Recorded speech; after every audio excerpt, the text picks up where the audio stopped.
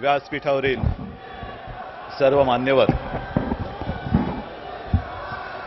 आणि जमलेल्या माझ्या शिवसैनिक बांधवांनो, भगिनीनो आणि मातांनो,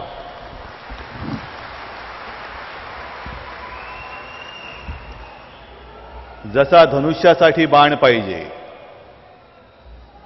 माझ्यासमोर हजारो शिवधनुष्याचे बाण शिवसेना प्रमुखांनी माझ्या भात्यामध्ये दिलेले आहेत.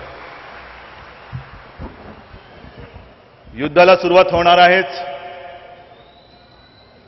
पण हे सगळे बाण असे आहेत की या बाणाच्या ताकदीसमोर अणुबॉम्ब सुद्धा कमी पडतील असे माझे धनुष्याचे बाण आहेत.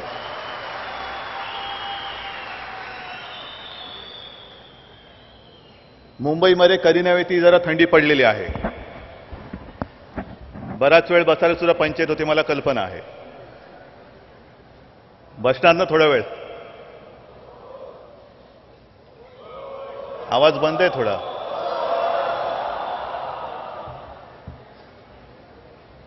खरं म्हणजे आजचा हा कार्यक्रम आपण इकडे घेतो आहोत. माझी बरीच स्तुती चाललेली आहे. काही जणांना म्हणजे तुम्हाला सगळ्यांना अभिमानही वाटतोय. करून दाखवलं. होय, मी म्हणतो मी करून दाखवलंच.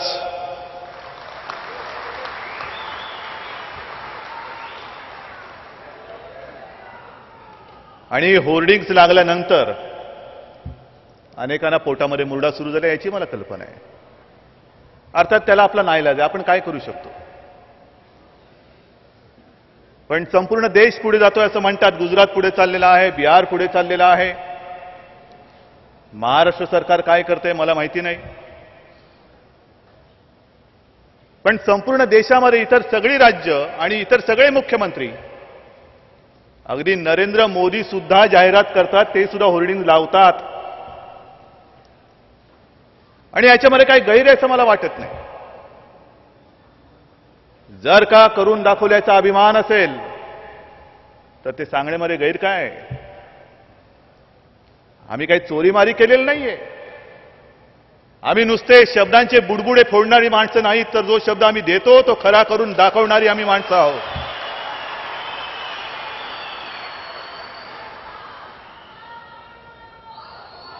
आज जानेवारीची 10 तारीख संपलेली आहे. म्हणजे बरोबर 1.5 महिना आपल्याला पुन्हा एकदा मुंबई महापालिका जिंकण्यासाठी राहिलेला आहे. नवीन वर्षाचं स्वागत केलेलं आहेच. एक आशा असते, वेडी आशा असते की गेलं वर्ष त्याच्यामधली सगळी दुःख, ही दुःख सगळी नष्ट होऊन येणाऱ्या नवीन वर्षामध्ये नवीन काहीतरी सूर्य सोन्याची किरणं घेऊन आपल्यावरती येईल अशी एक आशा असते. पण त्याच्यानंतर लक्षात येते की नुसती पानं उलटत राहतात, दुसरं काहीच बदलत नाही. नशीबही बदलत नाही, काहीच बदलत नाही. आणि मग बातम्या नवीन नवीन येत असतात. 1-2 दिवसापूर्वी मी जी एक बातमी वाचली, गमतीशीर आहे. मराठी भाषेमध्ये आता शोले येतोय. शोले किती वर्षापूर्वी आला माहित नाही. आता आपण सगळेच लहान होतो, पण तुफान चालला शोले पिक्चर. आणि इतक्या वर्षानंतर का होईना शोले मराठीमध्ये येतोय. सांबा कोण असणार, गब्बर कोण असणार? मला वाटतं एखादा काँग्रेसवाला असेल गब्बर म्हणून. कारण खाऊन पिऊन एवढे मस्तवाल झालेत, एवढे माजलेत की मला नाही वाटत आता गब्बर सिंगच्या भूमिकेत काँग्रेसवाल्याखेरीज दुसरा कोणतरी तिकडे शोभून दिसेल. आज इतक्या वर्षानंतर शोले मराठीमध्ये येतोय. पण 45 वर्षापूर्वी शिवसेना प्रमुखांनी मराठी अस्मितेचा हा शोले, हा अंगार जर का भडकवला नसता, हा जागवला नसता, हा चेतवला नसता, तर मुंबईमध्ये मराठी माणूस कसा राहिला असता मला माहिती नाहीये. ही निवडणूक येते.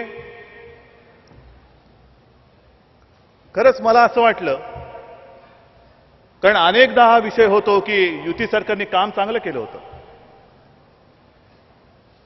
पण काम करून सुद्धा आपण का जिंकलो नाही, तर अनेकदा अनेक लोक सांगतात की तुम्ही केलेली कामं ही लोकांपर्यंत पोहोचलीच नाही. आणि मग आपण असं ठरवलं की गेली 5 वर्ष आपण जी काय मेहनत करतो आहोत ही मेहनत, ही सगळी कामं जर का जनतेपर्यंत अगदी मुंबईच्या कानाकोपऱ्यात पोहोचवायची असतील तर आपला डंका हा आपणच पिटला पाहिजे. कारण अनेकांना अशी सवय असते की त्यांना घरातलं काही दिसतच नाही, ना कामं दिसत ना काही दिसत. सदान कदा शेजारच्या घरामध्ये डोकून पाहायची सवय असते त्यांना. सदान कदा शेजारच्या घरामध्ये शेजारी काय चाललंय, अरे तुझं तूच बघ, घरात तुझ्या बघ काय चाललंय. पण त्यांना कामं दिसत नाहीत, मग आम्हाला होर्डिंग लावावी लागतात. आणि होर्डिंग दाखवल्यानंतर जर कोणाचा जळफळाट होत असेल तर मला वाटतं तो या मराठी मातीत, मराठी मुंबईमध्ये राहिला तो नालायक आहे. माझ्या मराठी मुंबईचा विकास झालाय हे मानायला जो तयार नाही तो कसला मराठी. आणि म्हणून मी नरेंद्र मोदींचं नाव एवढ्यासाठी घेतलं, नितीश कुमारांचं नाव घ्यायला पाहिजे. अगदी उत्तर प्रदेशमधल्या मायावती सुद्धा काय मोठ्या जाहिराती करतायत. आता एक नवीन काहीतरी चांगलं झाले तिकडे. निवडणुका आल्यामुळे त्यांनी त्यांचे उभारलेले पुतळे आणि हत्तीचा पुतळा तो झाकून ठेवतात. हत्तीचा पुतळा का झाकतायत तर नाही तुमच्या पक्षाची निशाणी आहे म्हणून हत्ती झाकला. मला माहित नाही हात जर का न्याय लावला तर निवडणूक येईपर्यंत काँग्रेसवाले खिशामध्ये हात घालून फिरणार आहेत का.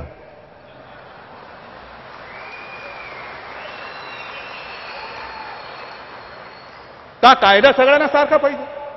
जर हत्तीची निशाणी मायावतीची असेल आणि मायावतींना कायदा लागणार असेल तर जो काँग्रेसवाला इतर वेळेला इतरांच्या खिशात हात घालतो तो निवडणुकीपर्यंत स्वतःच्या घालून फिरायला काय हरकत आहे. पण हे सगळं विचित्रच होत आहे. पण ही सगळी मंडळी मुख्यमंत्री आहेत हे विसरू नका तुम्ही. नरेंद्र मोदींकडे एका हाती सत्ता आहे, मायावतींकडे एका हाती सत्ता आहे, नितीश कुमारांकडे युतीची असली तरी प्रचंड बहुमत आहे. आणि या सगळ्या सत्ताधीशांच्या समोर तुमच्या सगळ्यांच्या आशीर्वादाने जी मुंबई महापालिकेची सत्ता आपल्याला मिळाली ना, राज्य सरकारचा पाठिंबा, केंद्राचं तर सोडूच नका. रामदास भाई तुम्ही हे सांगितलं की केंद्र सरकार दरवर्षी हा आकडा वाढतच चाललेला आहे. कितीतरी लाख हजार कोटी महसूल बरोबर केंद्र सरकार घेऊन जातं. पण मुंबई जणू काय सोन्याचा अंड देणारी कोंबडी आहे अशा पद्धतीने मुंबईकडे ते बघत असतात. हजारो कोटी, लाखो कोटी रुपयांचा महसूल घेतल्यानंतर सुद्धा मुंबईसाठी काहीच देत नाही. अण्णा राज्याचा पाठिंबा ना केंद्राचा पाठिंबा अशा ह्या तुटपुंजा अधिकारामध्ये आपण ही सगळी केलेली कामं आहेत. आपण ही सगळी कामं केलेली आहेत. मला कल्पना आहे की सगळी काही कामं झालेत असा माझाही दावा नाहीये. रस्ते सगळे गुळगुळीत झालेले आहेत. जसं लालू प्रसाद यादव म्हणाले होते की हेमा मालिनीच्या गालासारखे. नाही बाबा तसे नाही झाले आमचे रस्ते, मला माहिती. पण अगदीच कामं झालीच नाहीत रस्त्याची असंही कोणी म्हणू शकत नाही. गेल्या 5 वर्षांमध्ये जी आपण कामं केली त्या कामामध्ये सुद्धा प्राधान्य द्यावं लागलं आपल्याला. अनेकदा एक काम ठरवत असताना मध्येच काहीतरी आपत्ती आली, मग बाकी सगळी कामं बाजूला ठेवून त्या आपत्तीला प्राधान्य देऊन त्या आपत्तीवरती आपल्याला काम करावं लागलं. आपल्याला सगळ्यांना आठवतंय 2005 साली मुंबईमध्ये जो हाहाकार उडाला होता, पूर आला होता सगळीकडे, पूर भरपूर, घरादारामध्ये पाणी घुसलं होतं, अनेकांचे संसार उद्ध्वस्त झाले होते. आणि त्याही परिस्थितीमध्ये असे शिवसैनिक, असे कार्यकर्ते, हे मला नाही वाटत दुसऱ्या कोणत्याही पक्षात असतील, स्वतःचं घरदार वाहून गेले तरी लोकांना वाचवण्यासाठी पुरात उड्या मारणारे शिवसैनिक, हे तुम्ही सगळेजण शिवसैनिक. आणि मी ठिकठिकाणी फिरलो होतो. पार्ल्याच्या त्या हॉस्पिटलमध्ये गेलो होतो ना, डॉक्टर कुठलं आपलं ते VN देसाई. आणि त्या हॉस्पिटलमध्ये मी पेशंट बघत होतो. लेप्टो कुठे झाला होता, कोणाला डायरिया झाला होता, कोणाला काय झालं होतं, कोणाला काय झालं होतं. आणि हे सगळे पेशंट बघत असताना एक कोपऱ्यामध्ये एक पेशंट होता, व्हेंटिलेटर लावलेला, तोंडावरती तो सगळा मास्क लावला होता, त्याला बोलता तर येतच नव्हतं, पण तो खून करून मला काहीतरी सांगत होता. जवळ गेल्यानंतर चेहरा दिसतच नव्हता. मी त्याला आपला धीर दिला, हात लावला, त्याला म्हटलं काय रे, काय बरा होशील तू. म्हटलं डॉक्टरांशी मी बोललेलो आहे, तू लवकरच बरा होशील. बोलू तो शकतच नव्हता. आणि मी बाजूला जाऊन डॉक्टरना विचारलं, डॉक्टर ह्याला काय झाले? डॉक्टरने सांगितलं की ह्याला लेप्टो झालेला आहे आणि हा वाचण्याची शक्यता नाही, 2-3 दिवसात ह्याचा कारभार आटपेल. मी खरंच मनोमन प्रार्थना केली देवाकडे की हा वाचला पाहिजे. आणि त्याच्यानंतर 2-3 दिवसानंतर अनिल परब त्यांचा फोन आला की उद्धवजी चमत्कार झाला, तुम्ही येऊन गेल्यानंतर तो सुधारायला लागला, तो आता व्हेंटिलेटर त्याचा काढला गेला आणि आता आपण त्याला हिंदुजा हॉस्पिटलमध्ये नेतोय, तो वाचला.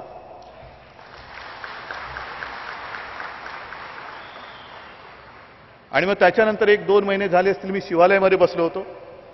एक तरुण पोरगा, त्याची पत्नी आणि अक्षरशः अक्षरी कवळी चिमणी मुलं घेऊन माझ्यासमोर उभा राहिला.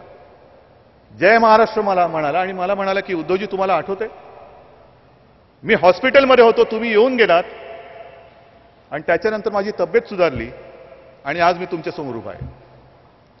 म्हटलं अरे तुला झालं काय? काय झालं होतं? साहेब काय सांगू, पुराचं पाणी वाढायला लागल्यानंतर, चढायला लागल्यानंतर मी लोकांना वाचवण्यासाठी पुरात उडी मारली. नाका तोंडातनं पाणी प्यायलं गेलं, ते पाणी पोटात गेल्यानंतर लेप्टो होणार, नंतर काय होणार? आणि अक्षरशः मला त्याच्यासमोर काय बोलावं कळत नव्हतं. कारण तो तर तरुणच 25-30ला आतला असेल. विजय गुरव त्याचं नाव, कदाचित आला असेल इकडे कुठेतरी, आला असेल कुठेतरी. कवळी मुलं त्यांनी बघितली नाही, स्वतःची पत्नी बघितली नाही, घर बघितलं नाही. पण मी शिवसैनिक आहे आणि माझ्यासमोर कोणतरी बुडून मरतोय. घरदार बुडलं तरी चालेल, पण जनता वाचली पाहिजे. आणि त्याच्यानंतर 26 नोव्हेंबरचा हल्ला, त्याही हल्ल्यामध्ये विजय सुर्वे, आपला उपविभाग प्रमुख कुलाव्याचं, तेही असतील इकडे कुठेतरी आलेले, जे कमांडो ऑपरेशन ते तिकडे उभे आहेत. कमांडो ऑपरेशन चालू होतं, आपण सगळे जीव मुठीत धरून बघत होतो. पण त्यावेळेला त्या कमांडोना जे काय लागत होतं, पाणी असेल, चहा असेल, काही असेल, वरनं गोळीबार होत असताना एक शिवसैनिक आपला त्याच्यात गेला, त्याचं नाव हरीश गोविल. आणि हे आपले सगळे शिवसैनिक, त्या सैनिकांना मदत करणारे हे शिवसैनिक.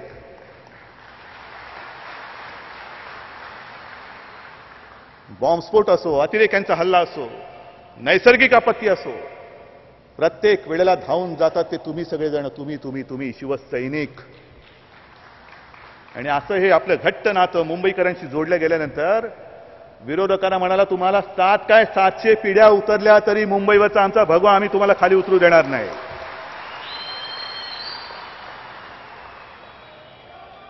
पण तो पूर येऊन गेल्यानंतर आपण शांत नाही बसलो. काय करणार? पाऊस पडला. हा पूर का येतोय? कारण मुंबईची भौगोलिक परिस्थिती अशी आहे की अनेक ठिकाणं मुंबईची, जसं आम्ही आता राहतो ते कलानगर, आपल्या घरामध्ये मातोश्रीमध्ये पाणी होतं. शिवसेना प्रमुखानं सुद्धा मला दुसऱ्या दिवशी मिलिंद वैद्यला मी हाक मारली आणि सर्व कुटुंबियांना, शिवसेना प्रमुखांना घेऊन बोटीतनं मला बाहेर पडावं लागलं होतं. मी तर रात्री घरी पोहोचूच शकलो नव्हतो. आणि मग मध्ये त्याचा जो एक उल्लेख आलेला आहे पंपिंग स्टेशन, त्या पंपिंग स्टेशनचं काम ते आहे की मुंबईमध्ये